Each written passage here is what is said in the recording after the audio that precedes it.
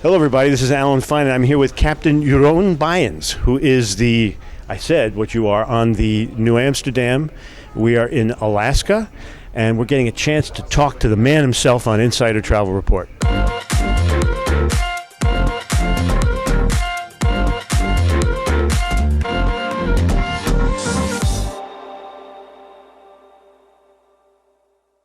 Captain, thank you for talking to us. You're very much welcome. My pleasure.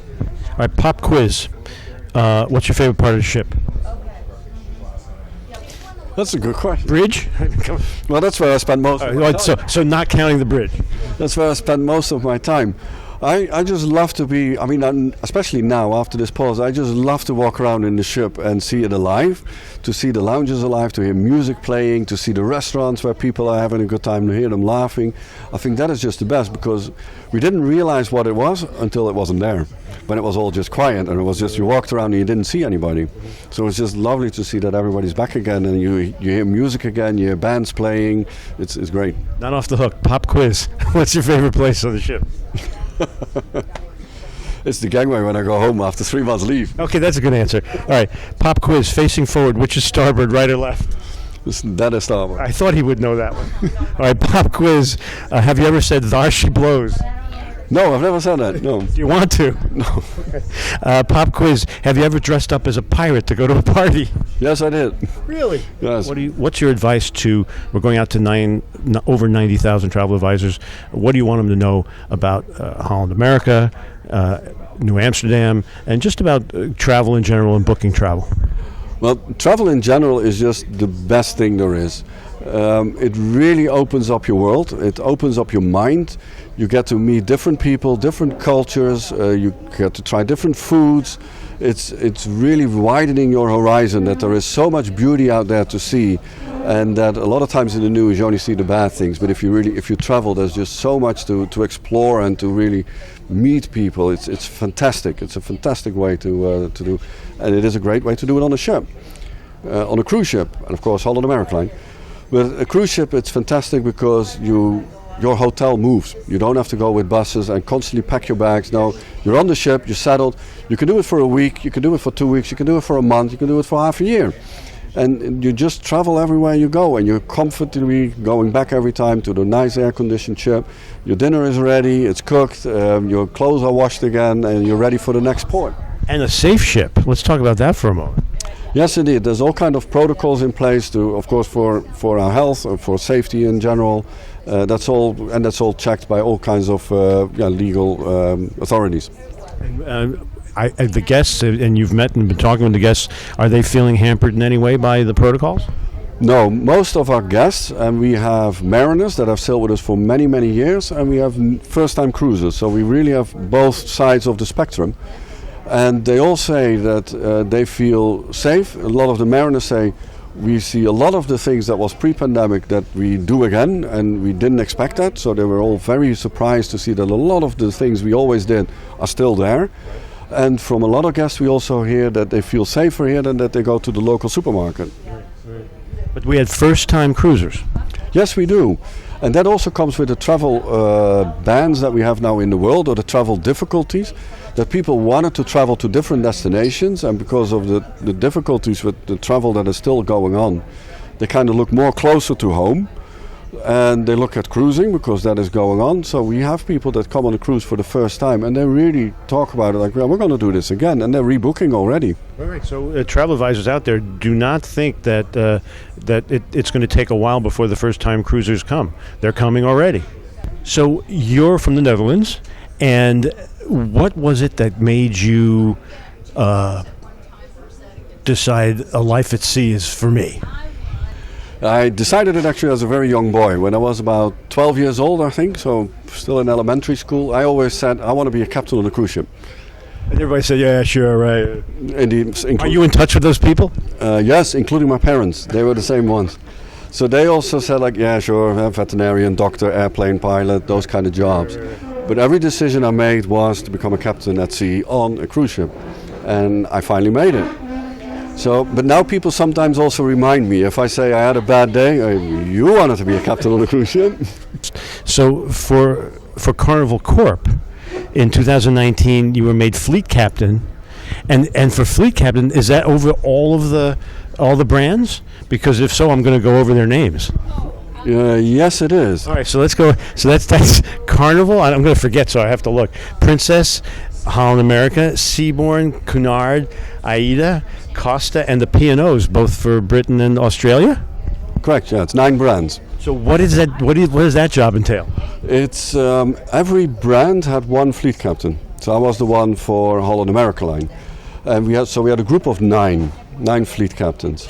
And what we did is we went around the fleet. So every single ship within our corporation, and at that time we had over 100 ships, were visited at least one time per year by a fleet captain to support the ship's bridge teams and later also the safety systems on board. So we would come on board for a visit to support the captain and his team with issues that they might have, with policies that we're implementing. And we had our own training school in Almere, which we still have, but during the pause now it was closed. And in that training school, we all learn how the company wants how to operate the ships, so that every ship in the corporation sails the ship the same way. Does the same unifying thing. Yes, the same protocols, like in the airline industry. The cockpit resource management, we do the bridge resource management, and also in the engine room. So we had 9 fleet captains traveling the whole fleet. So that's what I did for 2 years. I was visiting all the ships within the fleet. Obviously I did a percentage of it because we did it with 9. And we would meet together also to streamline and also to look for best practices. So if I went on an AIDA ship or on a Costa ship or a Carnival ship, you looked at things also, what do they do different than we do in Holland America? And what can we learn? Can we pick up from them that we don't do, that we learn and we can implement, and vice versa. So you really get then 9 people together in a room again, because we did 2 times per year a meeting with all of us. What did we pick up on best practices and what can we really share that everybody is going to do this? So, but when you do that, you have to forego being a captain? I mean, you couldn't do both?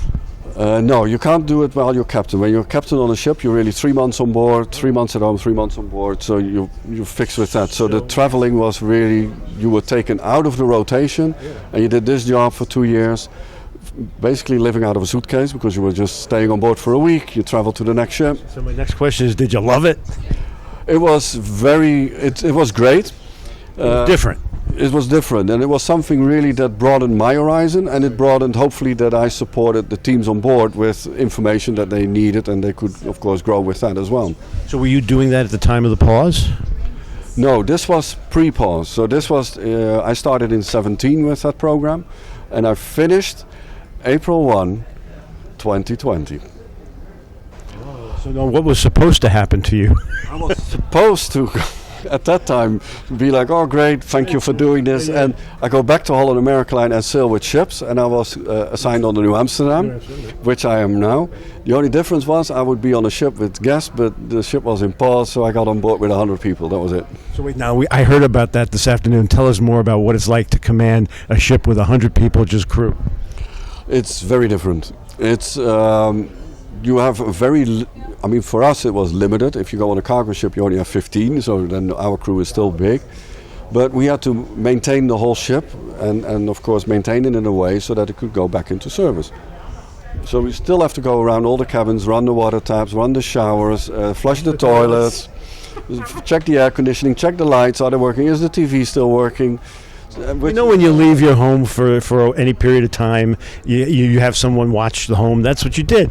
Yeah, indeed. And your fridge, you look at, is there nothing that can be spoiled? Well, we have fridges as well, a little bit bigger, a little bit more stuff in it. We'll talk about that, all that food. A lot of the food, because it was ready for a ship for guests, for 2,000 people, and we were now with 100. So we ate, very good during the pause. We had lobster, we had steaks, there was no complaints there. It was excellent food. But Rudy wasn't cooking, so you had to do it yourself.